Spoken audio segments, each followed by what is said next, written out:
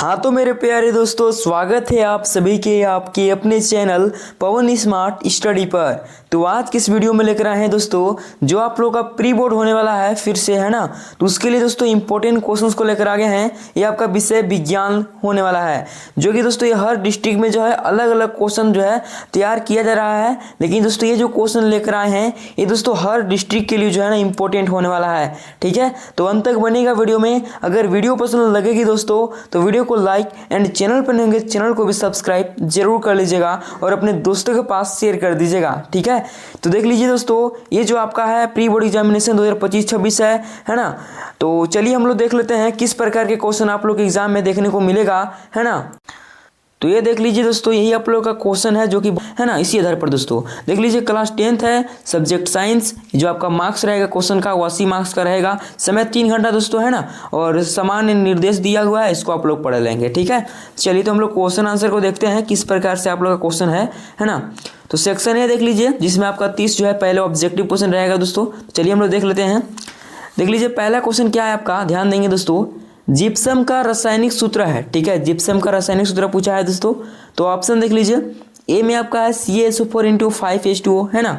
B में आपका है CaSO4 × 2H2O, सी में है CaSO4 × क्या है 7H2O है, और डी में CaSO4 × 12H2O। तो देखिए सी और डी ए जो है दोस्तों गलत हो गया। अब बी और डी में ये आप लोगों को देखना है। देखिए जिप्सम का रासायनिक सूत्र पूछेगा तो CaSO4 × 2H2O होता है, ऑप्शन बी हो जाएगा। और ये किसका होता है दोस्तों, तो ये आपका होता है प्लास्टर ऑफ पेरिस के दोस्तों, प्लास्टर ऑफ पेरिस, ठीक है दोस्तों। प्लास्टर ऑफ पेरिस का होता है आपका दोस्तों CaSO4 × 12H2O, है ना। लेकिन यहाँ पर जिप्सम का पूछा है तो क्या हो जाएगा, ये हो जाएगा ऑप्शन बी दोस्तों, है ना। चलिए आगे बढ़ते हैं। नेक्स्ट क्वेश्चन देख लीजिए क्या है आपका। CaCO3 देता है CaO + CO2 में किस प्रकार की जो है ना अभिक्रिया है, ठीक है। किस प्रकार की अभिक्रिया है दोस्तों। तो देखिए ये दोस्तों वियोजित हो गया, यानी अगर मान लीजिए ये भी है, ये दोस्तों A + B में हो गया, यानी वियोजित हो गया दोस्तों। तो ये क्या हो जाएगा आपका, देख लीजिए कौन सा ऑप्शन में वियोजन अभिक्रिया है, ऑप्शन बी में दोस्तों। तो ये आपका वियोजन अभिक्रिया हो जाएगा, है ना। अगर दोस्तों संयोज हो जाएगा, अगर A + बी मिल जाएगा, ए भी हो जाएगा, ये दोस्तों आपका संयोजन हो जाएगा। क्या हो जाएगा, संयोजन हो जाएगा। इस बात को ध्यान रखेंगे, ठीक है। इस तरह से भी पूछ सकता है आपका। चलिए आगे बढ़ते हैं। नेक्स्ट क्वेश्चन देखते हैं। क्या है कि CnH2n+2 किसका सामान्य सूत्र है, ठीक है। ये किसका सामान्य सूत्र है दोस्तों। तो देख लीजिए ऑप्शन आपका क्या है, एल्केन है, एल्कीन है, एल्काइन या फिर एल्काइल, ठीक है। तो देखिए CnH2n+2 जो है दोस्तों ये आपका एल्केन का सूत्र है, ऑप्शन नंबर ए इसका जो है ना राइट आंसर हो जाएगा, ठीक है।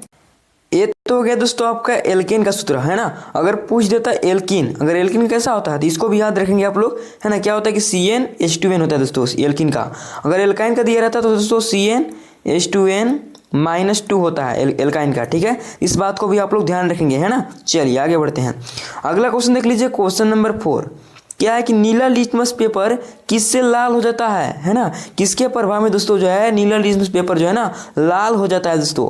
तो देख लीजिए ए में अम्ल है, बी में क्षार है, सी में लवण और डी में इनमें से कोई नहीं। तो देखिए अगर जब अम्ल का व्यवहार करेगा ना, ये दोस्तों आपका नीला लिटमस पेपर है, ये दोस्तों आपका लाल हो जाएगा अम्ल के व्यवहार में। ऑप्शन नंबर ए इसका जो है राइट आंसर हो जाएगा। और क्षार में दोस्तों जस्ट इसका उल्टा होता है, लाल से नीला हो जाएगा, है ना। नीला से लाल नहीं होगा, लाल से नीला हो जाएगा। और अम्ल में दोस्तों नीला से लाल होगा और लाल से नीला नहीं होगा, है ना। यहाँ पर दोस्तों क्या दिया, नीला लिटमस पेपर किससे लाल हो जाता है ना। तो अम्ल से हो जाता है दोस्तों, ऑप्शन नंबर ए हो जाएगा, ठीक है। और यहीं पर आता है कि लाल लिटमस पेपर किससे जो है ना लाल लिटमस पेपर किससे नीला हो जाता है, ठीक है। तो आपका दोस्तों क्षार हो जाता है, लेकिन यहाँ पर उल्टा दिया है तो आपका अम्ल हो जाएगा, है ना। इस बात को ध्यान रखेंगे। चलिए आगे बढ़ते हैं, है ना। अगला क्वेश्चन देख लीजिए, क्वेश्चन नंबर 5। क्या है कि उपचयन अपचयन अभिक्रिया का दूसरा नाम क्या है, ठीक है। जब उपचयन अपचयन दोनों होता है उसको क्या कहते हैं, संचरण कहते हैं, विकृत गंधिता कहते हैं, रेडॉक्स कहते हैं, या फिर इनमें से कोई नहीं। तो देखिए दोस्तों उपचयन अपचयन अभिक्रिया जो है आपका रेडॉक्स अभिक्रिया हो जाएगा, ऑप्शन नंबर सी इसका करेक्ट आंसर हो जाएगा, ठीक है। यहाँ तक क्लियर है। चलिए आगे बढ़ते हैं।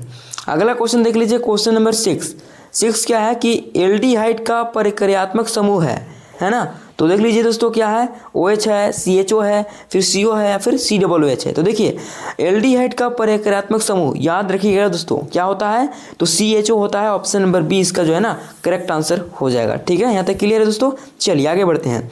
7 नंबर देख लेते हैं दोस्तों। क्या है कि कौन सा रासायनिक अभिक्रिया का उदाहरण है दोस्तों, कौन जो है ऑप्शन में से रासायनिक अभिक्रिया का उदाहरण है।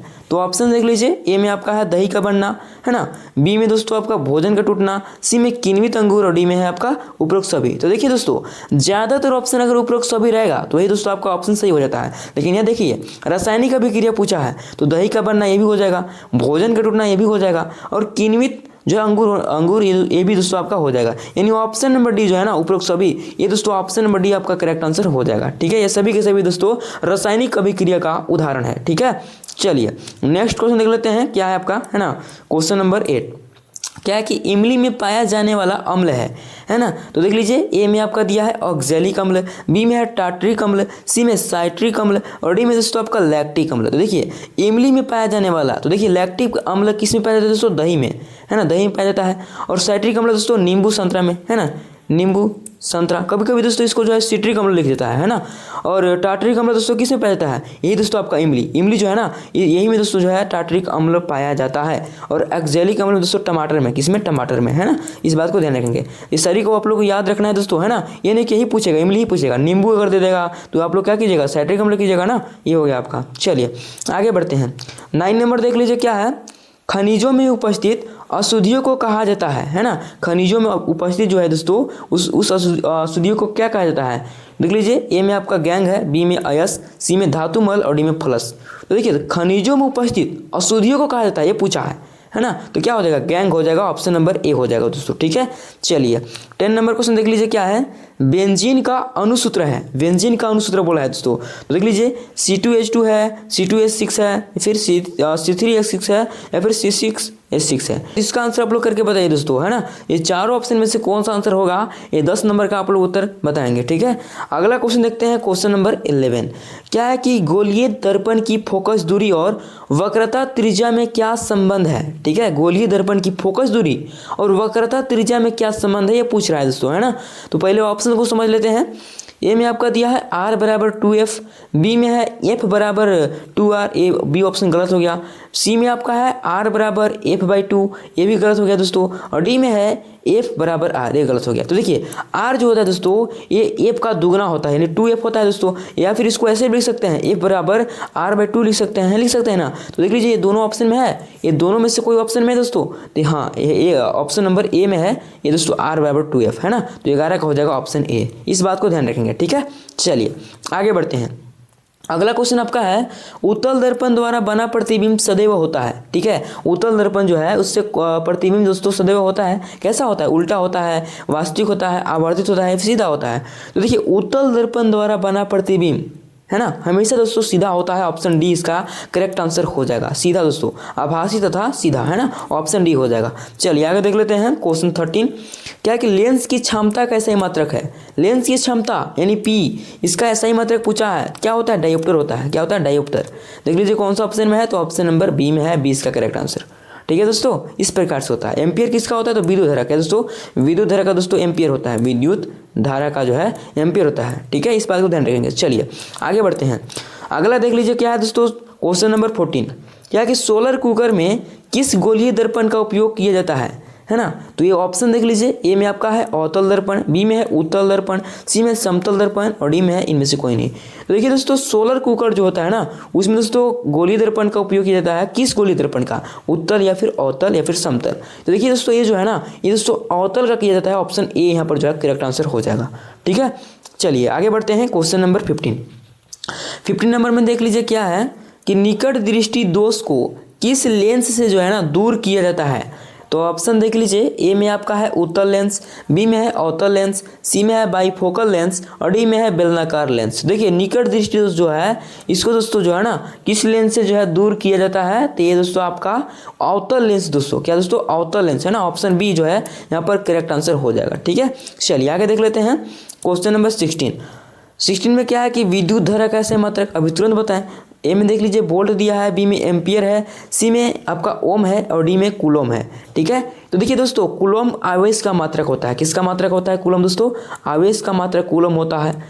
ओम दोस्तों आपका प्रतिरोध का होता है, किसका होता है, प्रतिरोध का, है ना। इस सभी चीज़ को जो बता रहे नोट्स में दोस्तों, ये भी आपका इंपॉर्टेंट होने वाला है ना। ये नहीं कि जो आपको क्वेश्चन बताया उसका आंसर बताएं डायरेक्ट, हर ऑप्शन का दोस्तों जो मात्रक दिया उसको भी बता देंगे। एम्पियर दोस्तों आपका विद्युत धारा का होता है, क्या दोस्तों, एम्पियर जो है आपका विद्युत धारा का होता है है ना, आपसे पूछा यही है तो ऑप्शन बी हो जाएगा यहाँ पर। अब वोल्ट किसका होता है दोस्तों, तो वोल्ट आपका विभवांतर का होता है। किसका होता है, विभवांतर का होता है वोल्ट। इस बात को भी ध्यान रखेंगे दोस्तों, है ना। देख लीजिए यहाँ से आपका क्या 4 विषय मात्रक पता हो गया, है ना। चलिए आगे देखते हैं क्वेश्चन नंबर 17 देख लीजिए क्या है, चुंबकीय क्षेत्र का ऐसे मात्रक है ना। चुंबकीय क्षेत्र का ऐसे मात्रक पूछ दिया। ए में देख लीजिए वेबर, बी में टेस्ला, सी में फैराडे और डी में ओम। तो देखिए चुंबकीय क्षेत्र का ऐसे मात्रक पूछेगा तो याद रखिएगा दोस्तों क्या, टेस्ला दोस्तों, है ना। ऑप्शन नंबर बी हो जाएगा करेक्ट आंसर, ठीक है। तो अगला क्वेश्चन देख लीजिए दोस्तों, क्वेश्चन नंबर 18 क्या है कि निम्नलिखित में से कौन सा पद जो है ना विद्युत परिपथ में विद्युत शक्ति को निरूपित नहीं करता है, ठीक है। तो यहाँ पर दोस्तों v² जो है ये करता है, ये भी है दोस्तों, ये भी, फिर IR² ये दोस्तों आपका नहीं करता है, ये भी आपका करता है, लेकिन दोस्तों ये IR² जो है ना ये नहीं करता है। ऑप्शन बी हो जाएगा दोस्तों, ठीक है। चलिए आगे देख लेते हैं क्वेश्चन नंबर 19 क्या है कि आँख के रंगीन भाग को कहते हैं, क्या कहते हैं, रेटिना कहते हैं या फिर दोस्तों आइरिस, पुतली, कॉर्निया। तो देखिए दोस्तों आँख के रंगीन भाग को जो है आइरिस कहते हैं। ऑप्शन बी यहाँ पर जो है करेक्ट आंसर हो जाएगा दोस्तों, क्या हो जाएगा, ऑप्शन बी हो जाएगा। चलिए आगे बढ़ते हैं क्वेश्चन नंबर 20 नंबर में देख लीजिए क्या है दोस्तों कि विद्युत धारा मापने की युक्ति को कहा जाता है, क्या कहा जाता है। ए में है दोस्तों एमीटर, बी में है वोल्ट मीटर, सी में है फ्यूज और डी में है इनमें से कोई नहीं। तो देखिए विद्युत धारा मापने की युक्ति को जो है ए मीटर कहते हैं। ऑप्शन नंबर ए हो जाएगा दोस्तों, क्या हो जाएगा, ए हो जाएगा। चलिए आगे देख लेते हैं क्वेश्चन नंबर 21 क्या है कि क्षुद्रांत छोटी आंत में प्रोटीन का पाचन किस एंजाइम द्वारा होता है। तो ऑप्शन देख लीजिए, ए में है दोस्तों आपका ट्रिप्सिन, बी में है पेप्सिन, सी में आपका है दोस्तों क्या है टाइलिन है और डी में लाइपेज है, ठीक है। तो देखिए क्षुद्रांत छोटी आंत में जो है प्रोटीन का पाचन ये दोस्तों आपका जो है ना किस एंजाइम द्वारा होता है, तो ट्रिप्सिन जो है ना आपका इसी एंजाइम द्वारा होता है। ऑप्शन नंबर ए हो जाएगा, ठीक है। सेकंड 22 नंबर देख लीजिए क्या है, मत्स्य का मुख्य श्वसन अंग है ना। मछली का जो है मुख्य श्वसन अंग है दोस्तों। मछली जो है किस अंग द्वारा सांस लेती है ये पूछ रहा है। तो ये में देख लीजिए आपका त्वचा दिया है, बी में फेफड़ा, सी में गिल्स और डी में नाक। तो देखिए मछली जो है दोस्तों गलफड़ा या गिल्स जो है ना इसी अंग द्वारा जो श्वसन लेता है ना। तो ऑप्शन सी हो जाएगा दोस्तों, श्वसन अंग उसका यही है, ठीक है। 23 नंबर देख लीजिए क्या है, प्रकाश संश्लेषण द्वारा किसकी प्राप्ति होती है। ए में आपका है वसा, बी में है प्रोटीन, सी में है ग्लूकोज और डी में प्रकाश। तो देखिए प्रकाश संश्लेषण द्वारा जो है दोस्तों ये आपका जो है ना ग्लूकोज की प्राप्ति होती है। ऑप्शन सी हो जाएगा, ठीक है।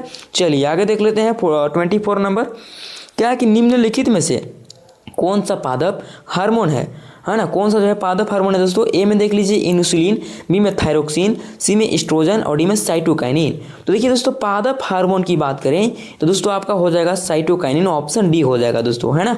चलिए आगे देख लेते हैं 25 नंबर क्या कि ग्वाइटर अथवा घेंगा पनपता है दोस्तों, है ना। तो किससे पनपता है दोस्तों। तो ये में देख लीजिए चीनी की कमी से, बी में है आयोडीन की कमी से, सी में है रक्त की कमी से और डी में है मोटापा से।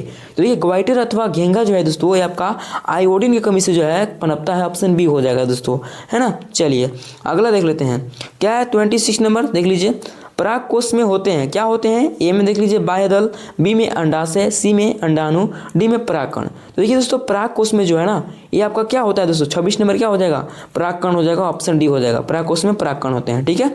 27 नंबर देख लीजिए क्या आपका है कि मेंडल ने अपने प्रयोग के लिए किस पौधे का चयन किया। तो ए में देख लीजिए गुलाब है, बी में उड़ूल है, सी में चना है, डी में मटर है ना। दोस्तों ये आपका हो जाएगा 27 नंबर का ऑप्शन डी, क्या हो जाएगा, मटर दोस्तों, मटर का, है ना। 28 नंबर देख लीजिए गुणसूत्र पाए जाते हैं। तो ए में देख लीजिए कोशिका में, बी में उत्तक में, सी में केंद्रक में और डी इनमें से सभी। तो ये गुणसूत्र जो है दोस्तों ये आपका हो जाएगा केंद्रक में, केस में दोस्तों केंद्रक में। ऑप्शन सी हो जाएगा, ठीक है।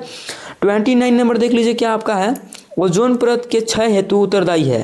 तो ए में देख लीजिए CFC यानी क्लोरोफ्लोरोकार्बन, बी में है DDT, सी में है DDM और डी में है CFL। तो देखिए ओजोन परत की क्षय हेतु जो है ये दोस्तों आपका CFC हो जाएगा। ऑप्शन ए हो जाएगा दोस्तों, है ना। चलिए अगला देख लीजिए जो कि आपका अंतिम क्वेश्चन है क्या कि एक ऐसे जीव का नाम बताएं जिसमें बहुखंडन विधि से प्रजनन होता है, ठीक है।